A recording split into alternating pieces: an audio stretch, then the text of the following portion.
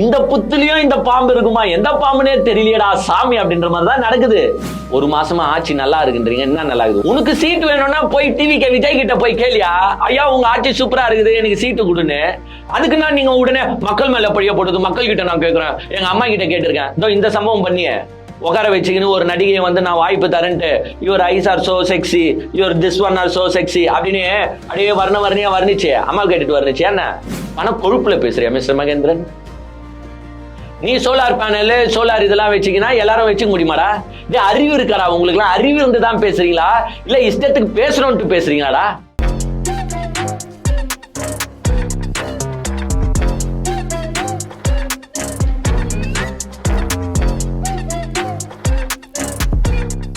இந்த பூனையும் பால் குடிக்குமா அப்படின்ற ஒன்லைன்ல தான் வந்து பாத்தீங்கன்னா இன்னைக்கு வீடியோட கண்டென்ட் இருக்க போகுது. கண்டென்ட்டுக்குள்ள போறதுக்கு முன்னாடி நான் ஒரு மினி டிஸ்க்ளைமர் ஒன்று போட்டுக்கிறேங்க. கொஞ்சம் லேடிஸ் பெண்கள் நிறைய பேர் நம்ம வீடியோவை பாக்குறீங்க, நீங்களாம் கொஞ்சம் என்ன தப்பா நினைச்சுக்க வேணாம். ஏன்னா இந்த வீடியோவை கொஞ்சம் நான் டீட்டெயில்டா பேச போறோம். ஸோ இது வந்து ஒரு மினிமம் ஒரு 13+ கண்டென்ட்டா இருக்கும்.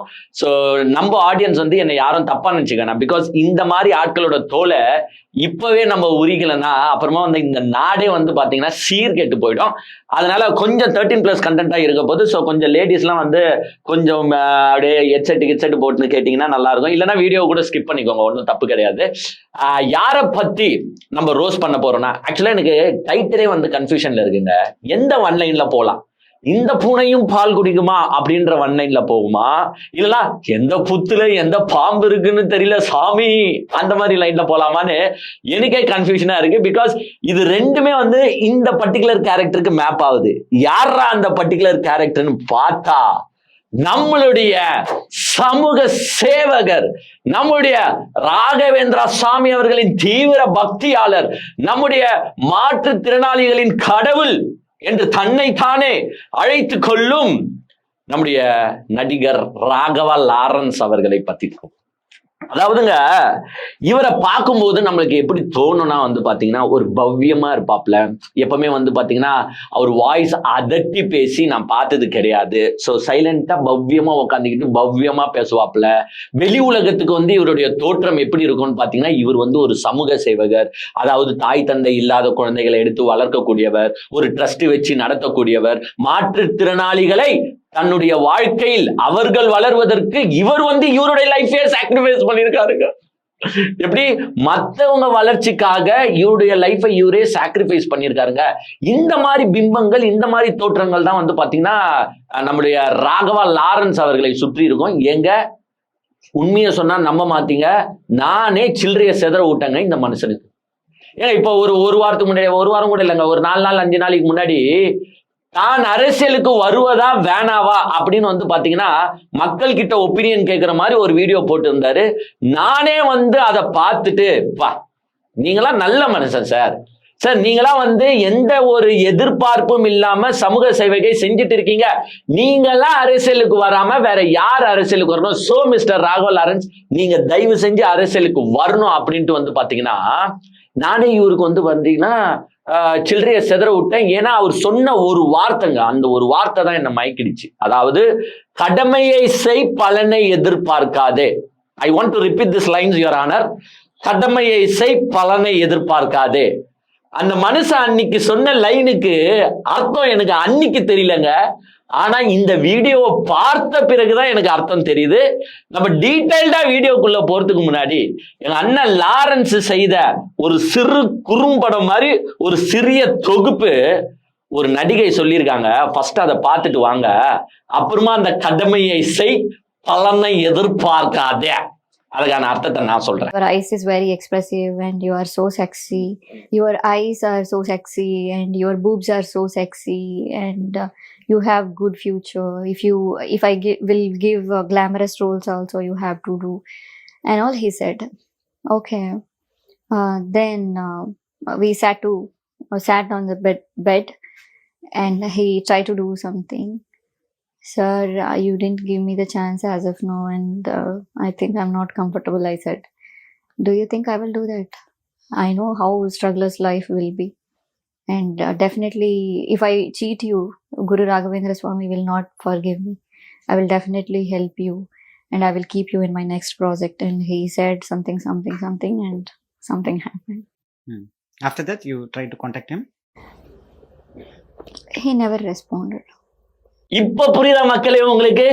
அந்த கடமையை செய், பலனை எதிர்பார்க்காதேன்றதுக்கு அர்த்தம் என்னன்னா, இவரு சம்திங் செஞ்சிருவாப்ல, ஆனா அந்த சம்திங் செய்ய விட்டவங்க லாஸ்ட்ல எந்த பலனையும் எதிர்பார்க்க கூடாது.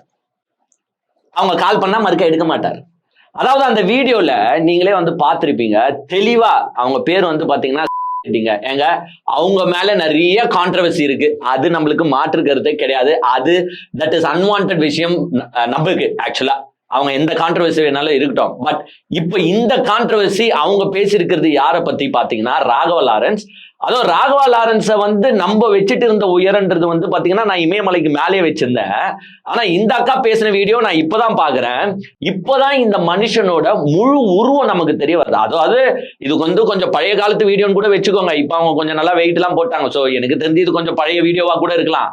இந்த மனுஷன் அந்த காலத்திலேயே அப்படி இருந்திருக்கிறாரு.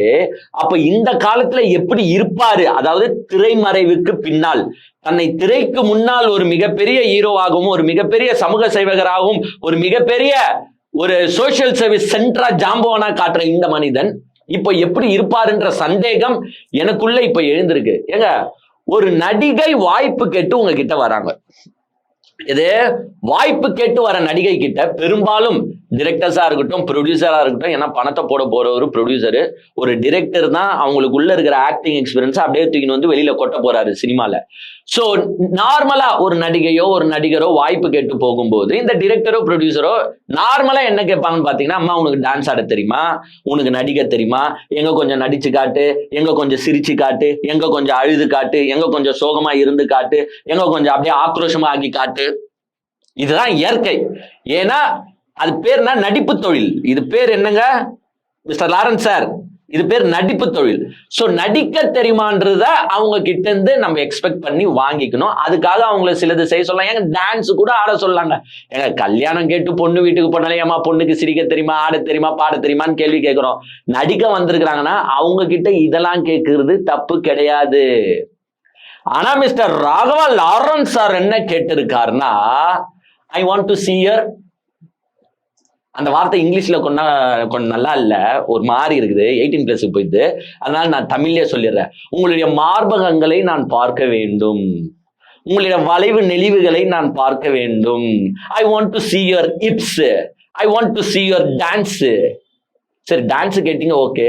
இப்ப நீங்க என்ன பார்க்கணும்? சரி, இப்ப கூட ஓகேங்க, எங்க வெயிட் வந்து கொஞ்சம் குண்டா இருக்கிறியாமா இல்ல ஸ்லிம்மா இருக்கிறியாமான்றதுக்கு இப்ப பார்க்கலாம். மார்பகங்களை சாரி பார்க்கணும். ஏன்னா அந்த நடிகை சொல்றாங்க, ஏங்க ஒரு ஒரு ரூம்குள்ள போறேன், ஒரு ஆக்டிங் ஆப்பர்ச்சுனிட்டி நான் கேட்டு போறேங்க, அதுவும் யாருக்கிட்ட இந்த பேட்டின்றத நீங்க ஃபர்ஸ்ட் பார்க்கணும். யாரு? டிவிகேல இருக்கிற அவர் வந்து தேசிய செய்தி தொடர்பாளரா இல்ல ஏதோ பெரிய போஸ்டிங்ல தான் இருக்காப்ல எங்க அண்ணன். அந்த ரெட்பிக்ஸ் ஃபெலிக்ஸ் கிட்ட கொடுத்த இன்டர்வியூ. சோ இதுல ஏதாவது உங்களுக்கு சந்தேகம் இருந்தால் நீங்கள் யாரை கான்டாக்ட் செய்யலாம் என்றால், ரெட்பிக்ஸ் ஃபெலிக்ஸ் ஜெரால்ட கூப்பிட்டு, சார் இது மாதிரி அந்த நடிகை வந்து சொன்னாலே இதெல்லாம் உண்மையா சார்ன்றதை நீங்க அவங்க கிட்ட இருந்து கேட்டு தெரிஞ்சுக்கலாம். அதாவது அவங்க தெளிவா எக்ஸ்பிளைன் பண்றாங்க. சார் ஒரு ரூமுக்குள்ள போனேன், அப்போ வந்து எனக்கு முன்னாடி ஒரு மிரர். ஏங்க ஏன் இதை நான் திருப்பி எக்ஸ்பிளைன் பண்றேன்னா, நீங்க தெரிஞ்சுக்கணும் எந்த மாதிரி ஆட்கள்லாம் இந்த பூமியில இருக்கிறாங்க. அதாவது இந்த புத்துலயும் இந்த பாம்பு இருக்குமா, எந்த பாம்புனே தெரியலையடா சாமி அப்படின்ற மாதிரிதான் நடக்குது. ஏன்னா ரூமுக்குள்ள அவங்களோட மைண்ட் செட்டை பாருங்க. ராகவா லாரன்ஸோட அப்போத்தி மைண்ட் செட்டே கொஞ்சம் பாருங்க. ஒரு ரூமுக்குள்ள போறாங்களாம், ஃப்ரண்ட்ல மிரர் இருக்குமா மக்களே, ஃப்ரண்ட்ல மிரரு, ஒரு கெஸ்ட் ரூம் மாதிரி ஒன்னு இருக்கான். அந்த ரூம்ல வந்து பாத்தீங்கன்னா தான் ஒரு பக்திமானன்றதை காட்டணும் அப்படின்றதுக்காக ராகவேந்திர சுவாமியோட போட்டோ, அந்த வந்து ருத்ராட்சல மாலை, பத்தாத்துக்கு வந்து தூபம் மாதிரி அப்படியே எப்படி புரியுதா உங்களுக்கு? அவரு என்ன மாதிரி ஒரு சினாரியோ கிரியேட் பண்ணியிருக்காருன்னா, தான் வந்து ஒரு ஆன்மீகவாதி, தான் வந்து ஒரு பக்திமான். சோ வர எல்லாருமே என்ன நினைச்சிருவாங்கன்னா, பா என்ன மாதிரி மனுஷன்டா ராகவா லாரன்ஸ், எங்க சுத்தி சாம்பிராணி வாசனைங்க, ஏங்க அங்க போனாலே நம்மளுக்கு பக்தி பரவசத்துல என்னமோ ஆயிடுதுங்க அப்படின்னு நம்ம ஃபீல் பண்ணோம்ல, அந்த உணரணும்ல. அதுக்காக இந்த செட்டிங், சாமி போட்டோ, அந்த தூபம் தீபம் எல்லாத்தையும் போட்டு விட்டுட்டு இவங்க ஆக்டிங்க்கு சான்ஸ் கேட்டு போனா, நான் இதெல்லாம் பார்க்கணும், இதெல்லாம் காட்டு அப்படின்னு கேட்டுட்டு எங்க அட்ஜஸ்ட்மெண்ட் பண்ண சொல்லியிருக்கீங்க நீங்க. ஏங்க அந்த அவங்க ஆக்ட்ரஸ் வந்து பாத்தீங்கன்னா இன்ச்சு விடாம சொல்லிட்டாங்க, இவரு என்னென்ன பண்ணிருக்காருன்னு சொல்லிட்டாங்க. ஏங்க ஒருத்தன் என்ன மாதிரி ஒரு கொடூரனா இருந்தா, அதாவது அந்த வார்த்தையை நான் சொன்னா காம கொடூரனா இருந்தா, ஏங்க உன்னை நீயே டெம்ப்ட் பண்ணிக்கோ, அதை நான் பார்க்கணும். எது ஒரு பொண்ணை நடிக்க வாய்ப்பு கேட்டு வந்த பொண்ணை you tempt your self and I want to see that. You dance, I want to see that. Okay, ஏத்துக்கிறேன். You laugh, I want to see that. Okay, நான் ஏத்துக்கிறேன். You act, I want to see that. Okay, நான் ஏத்துக்கிறேன். ஏன்னா ஒரு டிரெக்டரா நீங்க கேக்குறீங்க, ஒரு ப்ரொடியூசரா நீங்க கேக்குறீங்க. அதனால you tempt yourself, I want to see that. என்ன மேட்ரு படமா எடுக்க போறீங்க நான் கேக்குறேன், இல்ல பிட்டு படம் எடுக்க போறீங்களா ராகவா லாரன்ஸ் ஜி? டெம்ப்ட் அவங்க பண்றத நீங்க என்னத்தையா உட்காந்து பார்த்து அப்புறம் எங்க நான் ஏன் கொஞ்சம் இந்த வேர்ட்ஸ் எல்லாம் யூஸ் பண்றீங்கன்னா தப்பா நினைச்சுக்காதீங்க. என்ன மாதிரி புத்தி இதெல்லாம் நான் கேக்குறேன். என்ன மாதிரி புத்தி? நீ உன்னை டெம்ப்ட் பண்ணிக்கோ, அதை நான் பார்க்கணுன்றதுலாம் என்ன மாதிரி புத்திங்க? இந்த மாதிரி மனுஷெல்லாம் வெளியில வந்து நல்லவன் வேஷம் போட்டுன்னு சுத்தின்னு இருக்கானே. ஏங்க உங்களுக்கு நாங்க சில்லறைய வேற செதற விடுறோமே. ஏங்க அவங்களே சொல்றாங்க, அத ரெட்பிக்ஸ் ஃபெலிக்ஸ் கிட்ட சொல்லும் போது இந்த மாதிரி திருப்பி சொல்லி என்ன உன்னையே உன்னை டெம்ப்ட் பண்ண சொல்லிக்கிறாரா அப்படின்னு கேக்குறாங்க. ஏங்க அதுதானே எனக்கும் தெரியல, சரியான கிரேசி ஃபெல்லோவா இருப்பான் போல இவன். அவங்களே சொல்றாங்க எனக்கே தெரியல, என்ன நான் என்னைய tempt பண்ணிக்கணுமா, such a crazy fellow அப்படின்ற வார்த்தையை அவங்களே மீன் பண்றாங்க. டெம்ப்ட் பண்ணிக்க சொல்லிட்டு அப்புறமா டான்ஸ் ஆட சொல்லிட்டு. ஏங்க இது பிரச்சனை என்னன்னா, இந்த பிரச்சனை நான் அப்புறமா எக்ஸ்பிளைன் பண்றேன், இது எல்லாருக்கும் புரியணும். ஸோ ஃபர்ஸ்ட் இந்த கதைகளை எக்ஸ்பிளைன் பண்றேன். டெம்ப்ட் பண்ணிட்டு டான்ஸ் ஆட வச்சுட்டு அப்புறமா வந்து அவங்க பெட்ல உட்காந்துருக்காங்க. அப்புறமா எங்க அண்ணனும் போய் பக்கத்துல உட்காந்துட்டு லைட்டா கடலையை போட்டுட்டு அப்ப சில பல சில்மிசங்களை செய்ய எங்க அண்ணா ஆசைப்பட்டு இருக்காப்புல. அப்ப அவங்க கேட்டிருக்காங்க, என்னங்க நீங்க சான்ஸே தரல, அதுக்குன்னு இப்படி எல்லாம் பண்றீங்களேன்னு கேட்க போய் எங்க அண்ணன், ஏங்க அப்படிலாம் என்ன தப்பா நினைக்காதீங்க, நான்லாம் வந்து சுவாமி ராகவேந்திர ஜியோட பக்தனுங்க, நானு உங்களுக்கு ஒரு வாக்குறுதியை கொடுத்துட்டு அதை நான் நிறைவேற்றலன்னா அந்த சாமி சும்மா இருப்பாரு, என்ன மன்னிப்பாராங்க, he will not forgive மீங்க. சோ அப்படிலாம் நினைக்காதீங்க, நான் உங்களுக்கு வாய்ப்பு கொடுக்குறேன், இப்போ வாங்க அப்படின்ட்டு சம்திங் happened அப்படின்னு நான் சொல்லுங்க. சம்திங் happened நீ யார் சொல்லியிருக்காங்கன்னா அந்த நடிகையே சொல்லியிருக்காங்க. அப்புறமா ஃபெலிக்ஸ் கேட்கிறாரு, சரி okay something happened, after that உங்களுக்கு வாய்ப்பு கொடுத்தாரான்னு கேட்குறாங்க. he never responded to my call. இது அந்த அதுக்கப்புறமா ஒரு என் ஃபோன் காலே எடுக்கல. ஸோ இந்த மனுஷன் என்ன பண்ணிருக்காப்லன்னா, இப்போ வருதா, கடமையை செய் பலனை எதிர்பார்க்காது. கடமையை இவர் செஞ்சிருவாப்புல, அந்த அதர் சைடு பலன் அவங்க யாரும் எதிர்பார்க்க கூடாது. இதுதான் அப்போ அவர் அந்த வீடியோல ஒரு 4 நாளைக்கு முன்னாடி பேசும்போது கடமையை செய் பலனை எதிர்பார்க்காதுன்னும் போது நான் கூட நினைச்சேன், அப்ப இந்த மனுஷன் வந்து சோசியல் சர்வீஸ் செய்யறாரு, எந்தவித எதிர்பார்ப்பும் இல்லாம செய்யறாரு. இந்த மாதிரி மனுஷன் இந்த தமிழ்நாட்டுக்கு கிடைச்சாதானே நல்லது, இந்த மாதிரி மனுஷன் அரசியலுக்கு வந்தாதானே நல்லது, அப்பதானே மக்களுக்கு நிறைய நல்லது செய்வாரு. ஏங்க அந்த வீடியோல பேசும்போது கூட மனுஷன் என்ன சொல்றாருன்னா, நம்ம இன்னைக்கு 100 பேருக்கு ஹெல்ப் பண்றோம், நாளைக்கு ஒரு 1000 பேருக்கு ஹெல்ப் பண்ணலாம். இன்னைக்கு ஒரு 10 குழந்தைகளுக்கு படிப்பு செலவு இது பண்றோம், நாளைக்கு ஒரு 1000 குழந்தைகளுக்கு பண்ணலாம். எனக்கு இந்த மாதிரி இந்த ஆளு பேசுனதுல கொஞ்ச நேரத்துல நானே கவுந்துட்டேன். அப்ப நார்மல் பொதுமக்களோட நிலைமை எங்க கவுண்டா, நீங்க சில்லறைய செதற விட்டு வீடியோவை போட்டுருக்கேன் நானு. வரணும் லாரன்ஸ் ஜி, நீங்க வரணும் இந்த தமிழ்நாட்டை காப்பாத்து. ஆனா இந்த மனுஷன் இந்த மாதிரி செயலை செஞ்சுட்டு சுத்திட்டு இருக்காப்ல.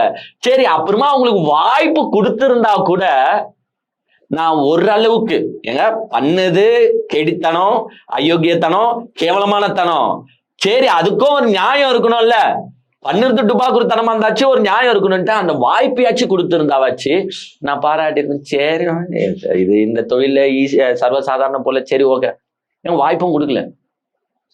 கடமையை செய் பலனை எதிர்பார்க்காது. இப்போ இதெல்லாம் எவ்வளவு கேவலமான ஒரு மைண்ட் செட், கேவலமான ஒரு மனுஷன், ஒரு ஆக்டிங்க்கு. ஏங்க அவங்க வந்து அவங்களும் வந்து லாரன்ஸை பத்தி சொல்றாங்க. எப்படி சொல்றாங்க, ராகவா லாரன்ஸ்ன்னு சொல்றதுக்கு எனக்கு இனிமேட்டு அசிங்கமா இருக்குது, ஏன்டா சாமி பேரை வந்து இன்சல்ட் பண்ணணும்னு, அதனால லாரன்ஸ்னே போயிடலாம்.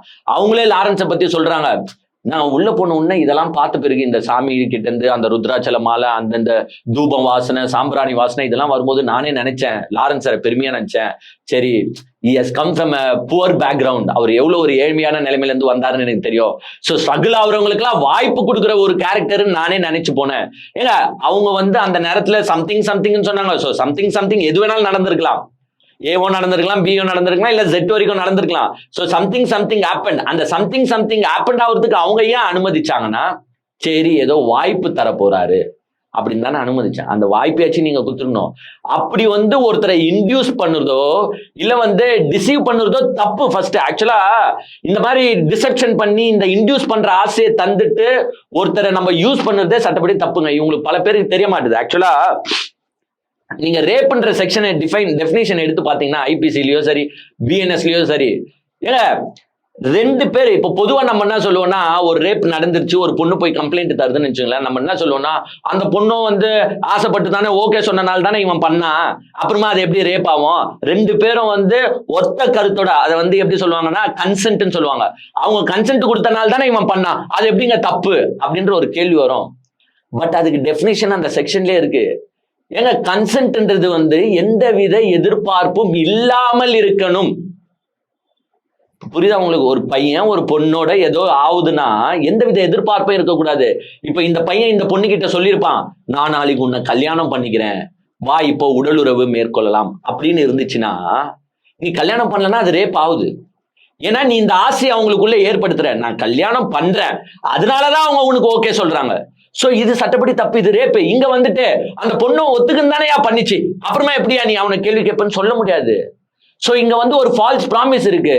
இப்ப அதே மாதிரி உனக்கு நான் நாளைக்கு ஆக்டிங்ல சான்ஸ் தரேன், உனக்கு நான் என் படத்துல உனக்கு சான்ஸ் தரேன் அப்படின்ட்டு இந்த மாதிரி எதுனா நடந்தால் அதுவும் ரேப்பு தான்.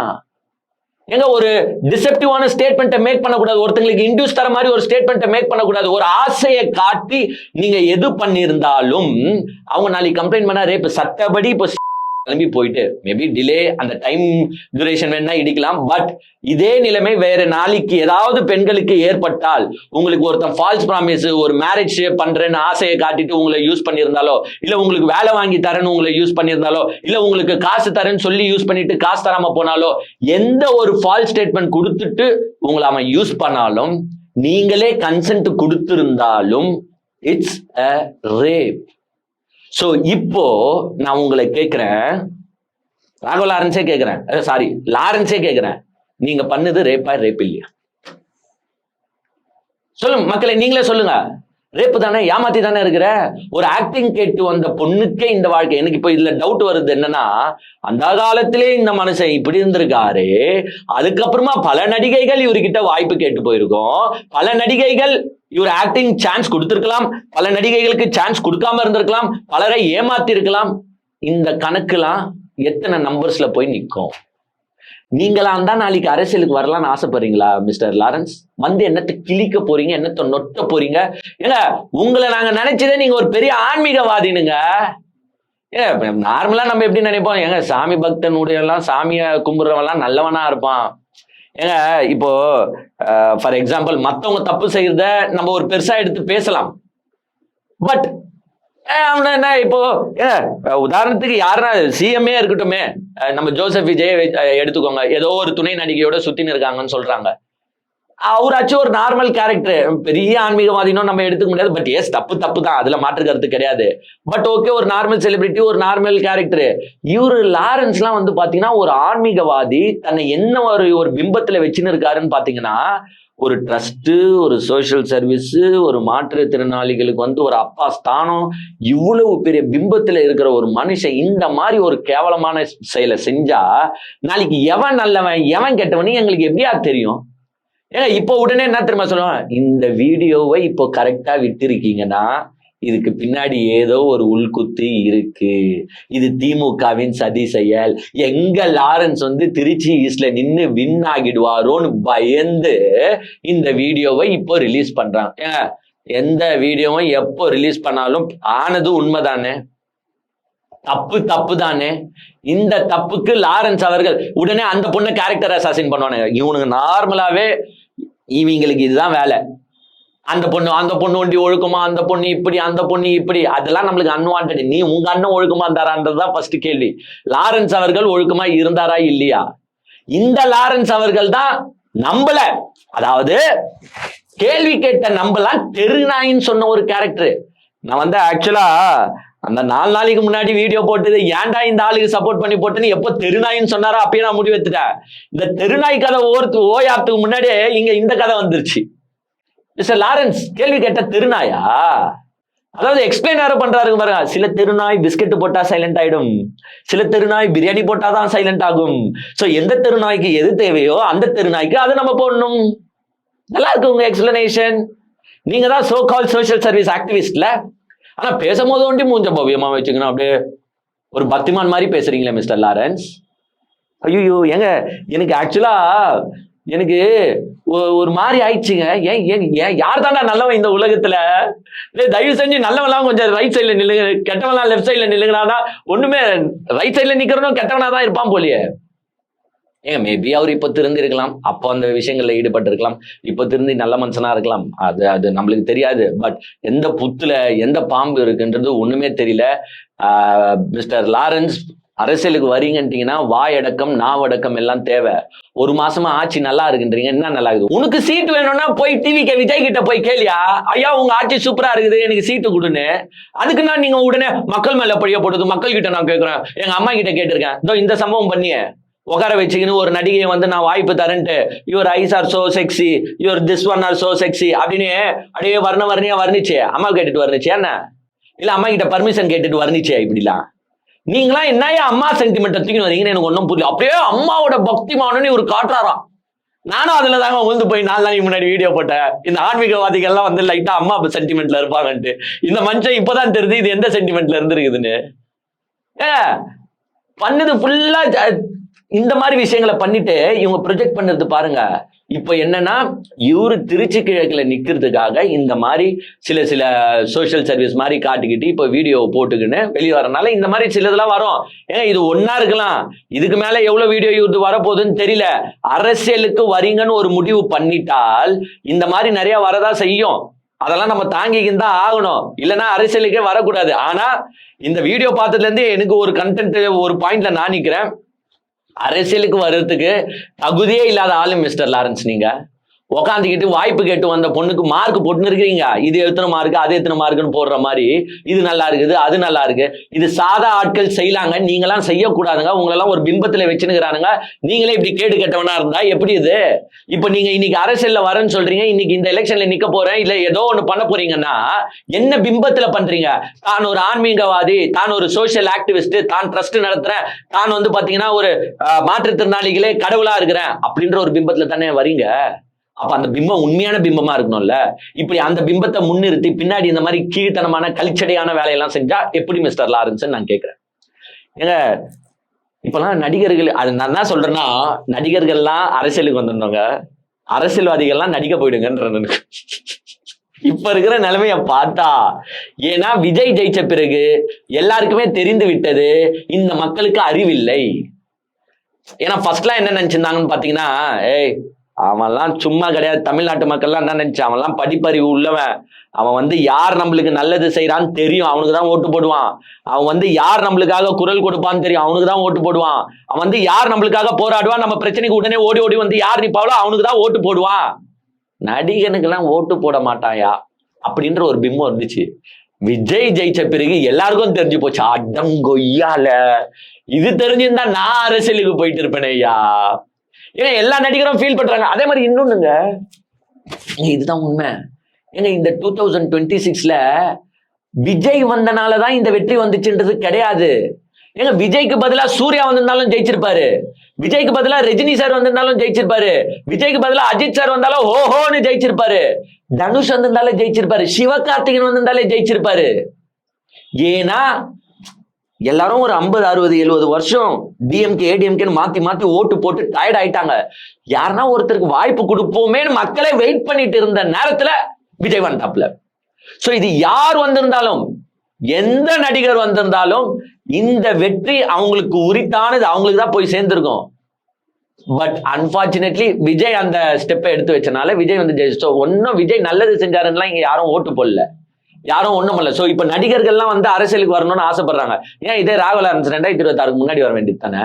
அப்போ வீட்டுல பொட்டிப்பாம உக்காண்டாரு, ஐயோ டே இப்ப போனா டிஎம்கே ஜெயிச்சுச்சுன்னா நம்மள எதனா பண்ணிடுவாங்க, சைலண்டா உட்கார்றாரு. விஜய் ஜெயிச்ச பிறகு எப்பா அப்ப மக்கள் நம்ம நினைச்ச மாதிரி இல்லடா, முட்டா மக்கள் தான் போல, நம்ம கூட கொஞ்சம் அறிவாளி நினைச்சோம். ஏன்னா ஏங்க அங்கிருந்து வர யாருக்குன்னா அறிவு இருக்கா பாருங்களேன். லாரன்ஸும் இப்படிதாகிறாப்புல, நம்ம விஜயும் வந்து பாத்தீங்கன்னா ஒண்ணுமே அறிவார்ந்த விஷயமா எதுவுமே பண்ணுறது கிடையாது, எல்லாம் தற்கொலை வேலைகளை தான் பண்ணுறது. ஏங்க இந்த நடிப்புல இருக்கு இப்போ இந்த சின்ன பையங்க இந்த மகேந்திரனா, ஏன்னா அவனெல்லாம் வந்து சின்ன வயசுல நடிக்கும் போது பார்த்தது, நல்லா நடிப்பாப்புல, பாராட்டலாம். ஏங்க நானே ஃபீல் பண்ணியிருக்கேங்க அந்த மகேந்திரனுக்கு, நல்ல நல்லத்தானப்பா நடிக்கிறான் அந்த பையனுக்கு, அந்த பையனுக்கு வாய்ப்பு இல்லையா, யாருன்னா கொஞ்சம் வாய்ப்பு கொடுத்தா அவனை முன்னேற்ற வேண்டியது தானேயா அப்படின்னு நானே சில்லறையை செதற விட்டுருக்கேன். இப்ப நான் என்ன நினைக்கிறேன்னா, நல்ல வேலை இவனை நீங்க நடிக்க வைக்கலையா, இல்லைன்னா நாலு பின்ன இவன் முதலமைச்சர் ஆயிட்டானா. கொஞ்சம் நினைச்சு பாருங்க, இப்பயே இப்படி கேட்கறான். இப்பயே என்ன கேட்கறான்னா, என்ன விஜய் சாரை கேள்வி கேட்கறீங்க, அதுவும் எப்படி தென்னாவிட்டா அவன் ஆட்டிடியூட் தாங்க. ஏன்னா இவன் உருப்படாததுக்கு காரணமே அவன் ஆட்டிடியூடு. நல்லா பாத்துட்டேன் இப்படி உட்காந்து, என்ன கரண்ட் வரலையா, சோலார் சிஸ்டம்னு ஒண்ணு இருக்குங்க. எனக்கு வந்து 2 இது சொருவி எப்படி ஃபேனோட விடுதுன்னு தெரியும். ஏன் எல்லார் வீட்லயும் சோலார் சிஸ்டம் போடுங்களேன், ஏன் என் வீட்டுல இருந்தே கரண்ட் எடுத்துக்கோங்களேன். நல்ல மனசு, அதை எல்லாருமே தப்பா சொல்லணும் இருக்கும். யாருன்னா ஒருத்தர் வந்து என் வீட்டுல இருந்து கரண்ட் எடுத்துக்கோங்கன்னு சொல்லுவாங்களா? அந்த பையன் சொல்லிக்கிறாங்க, தம்பி அட்ரஸ் எதுனா சொன்னா, எப்பா என் வீடு இல்ல என் தெருக்கே வந்து நீ கரண்ட் குத்தனா நல்லா இருக்கும்டா சாமி ப்ளீஸ்ரா. அப்படி இல்லையா சோலார் சிஸ்டம், அது சோலார் சிஸ்டமே கிடையாதுன்னா சூரிய குடும்பமா நம்ம பேசுகிறோம். சோ அந்த சோலார் பேனல் நீ வச்சு தரணும்னு ஆசைப்பட்டனா தயவு செஞ்சு எனக்கு வச்சு கொடுறா, எங்க தெரு மக்களுக்கு எல்லாம் வச்சு கொடுறா. 2 லட்சம் 3 லட்சம் எல்லாம் எங்களால செலவு பண்ண முடியாதா, நீ மேபி கோடீஸ்வரனா இருக்கலாம்டா, உன் வீட்டுல சோலார் பேனல் இருக்கலாம், சோலார் எது இருக்கலாம், எது வேணாலும் லொட்டு லொசுக்கு இருக்கும், தயவு செஞ்சுடா எங்க தெரு மக்கள் எங்க ஊர் மக்கள், ஏன் இந்த தமிழ்நாட்டு மக்களுக்கே நீ வச்சு குத்துனா சந்தோஷம்டா. பண கொழுப்புல பேசுறியா மிஸ்டர் மகேந்திரன்? நீ சோலார் பேனல் சோலார் இதெல்லாம் வச்சுக்கினா எல்லாரும் வச்சுக்க முடியுமாடா? அறிவு இருக்காடா உங்களுக்கு எல்லாம்? அறிவு இருந்துதான் பேசுறீங்களா இல்ல இஷ்டத்துக்கு பேசுறோம்ட்டு பேசுறீங்களாடா? ஏன் இது என்ன மாதிரி ஆட்டிடியூட், என்ன மாதிரி தாட் ப்ராசஸ்ன்னு எனக்கு ஒண்ணும் தெரியல. ஏன் கேள்வி கேட்கறீங்கன்னு கேட்கிறான். இதுவே திமுக ஆட்சியில இவனே கேள்வி கேட்டு நிறைய வீடியோ போட்டுருக்கான். இவரு அண்ணா ஆட்சியில எவனும் கேள்வி கேட்க கூடாதா? என்னங்க இது மைண்ட் செட்டு? ஏன் கேள்வி கேட்கறீங்க? இப்ப நீங்க அவர்கிட்ட போய் மைக்க வச்சுக்கின்னு கரண்ட் ஏன் இல்ல கரண்ட் இல்லையா இல்லன்னு மைக்க கேட்டுட்டா கரண்ட் வந்துருமான்னு கேட்கிறோம். அப்போ பாருங்க, அந்த இடத்துல நான் அப்படியே உழுந்துட்டேன். நான் மாதிரி மைண்டுடா, கேள்வி கேட்கலனாதான் வேலை நடக்குமா? அவன் சொல்றான், லாஸ்ட்ல சொல்றான், கேள்வி கேட்கலனா தாங்க வேலை நடக்கும். நீங்க கேள்வி கேட்டுட்டே இருந்தா கேள்வி கேட்டுட்டேதான் இருப்பீங்க, வேலை நடக்காது. கேள்வி கேட்காம இருக்கணும்ன்றான். இவனெல்லாம் நல்ல வேலை இவன் நடிக்கல, ஐ மீன் கொஞ்சம் படம் நடிச்சிருக்கான் போல, நல்ல வேலை இவன் பெரிய ஆளா வரல. பெரிய ஆளா வந்திருந்தானா இந்த மாதிரி எதனா பேசி நம்ம மக்களும் வந்து பாத்தீங்கன்னா உங்களுக்கே தெரியல, இந்த மாதிரி பேசினாதான் ஓட்டு வேற போடுவாங்க. சோ ஓட்டு கீட்டு போட்டு நாளைக்கு இவன் முதலமைச்சர் ஆயிட்டு இவனுக்கு இல்ல நம்ம உட்கார வேண்டிய நிலைமை வந்துட்டு இருக்கோம். நல்ல வேலை இவன் நடிக்கல. இவனை நடிக்க வைக்காத டிரெக்டர்களை இப்பதான் நான் நினைச்சு பாக்குறேன், அவங்களுக்கே தெரிஞ்சிருக்கு. ஏங்க ஒருத்தர் ஒரு பேட்டி கூட கொடுத்தாரு, அந்த சாட் வித் சித்ராலயும் அந்த ஒரு பேட்டியில சொல்றாரு, இந்த பேரன் கேரக்டருக்கு யாரை போடுறது அப்படின்னு சொல்லிட்டு ஆபீஸ்ல டிஸ்கஸ் பண்ணும்போது இந்த மாஸ்டர் மகேந்திரன் ஒரு பையன் இருக்கான், அவனை கூப்பிட்டு வந்தாங்க. அவன் வந்தோடனே நேரம் உட்காந்துக்கிட்டு எத்தனை ஷாட் எடுப்பீங்க, என்ன டைலாகு, எப்படி கேமரா ஆங்கிலாம் வைப்பீங்கன்னாரு. கேரக்டர் முதல்ல எங்களை கூப்பிட்டு முதல்ல இந்த பையனை வெளியே அனுப்பிச்சிருங்க, இல்லைன்னா அடிச்சு கொண்டுருன்னாரு. சூரிய வம்சம் படத்துல இவனை கேட்டிருக்காங்க, அந்த சின்ன பையன் கேரக்டர் வரும்ல, கேட்டிருக்காங்க. அப்ப சார்வால் போயிட்டு உக்காந்துட்டு தெனாவட்டா பேசிருக்காரு, எத்தனை ஷாட் அடிப்பீங்க, கேமரா ஆங்கிள்லாம் எங்க ஃபிக்ஸ் பண்ணி, அந்த தம்மா துண்டு வயசுலயே இதோட ஆட்டிடியூட பாத்துக்கணும். அந்த ஆட்டிடியூட் தான் இப்போ வரைக்கும் நின்று இருக்குது, அதனாலதான் இது உருப்படாமையும் போயிருக்குது. எங்க ஷாட் வைப்பீங்க, எங்க ஆங்கிள் வைப்பீங்க அப்படின்னு உன்ன டிரெக்டர் சொல்லிட்டு தயவு செஞ்சு அவனை ஓட விட்டுரு இல்லைன்னா சாவச்சிருவேன்ட்டு. அப்புறமா அவனை துரத்தி விட்டுட்டு அந்த ஏமலத்தான ஒரு பொண்ணு இருப்பாங்க பாருங்க, அவங்கள பையன் வேஷம் போட்டு நடிக்க வச்சிடான். சோ தவளை தன் வாயால் கெடுமுன்ற மாதிரி இந்த ராகவா லாரன்ஸும் அவர் வாயாலே கெட்டு போறாப்ல. அதே மாதிரி இந்த மகேந்திரன் ஆல்ரெடி கெட்டு போயாச்சு, நாசமா தான் இருக்குது, ஒன்றும் பெரிய பட வாய்ப்புகள்லாம் கிடையாது. பட் இனிமேட்டும் உனக்கு பட வாய்ப்புகள் வருமானா வாய்ப்பு இல்லை ராஜா.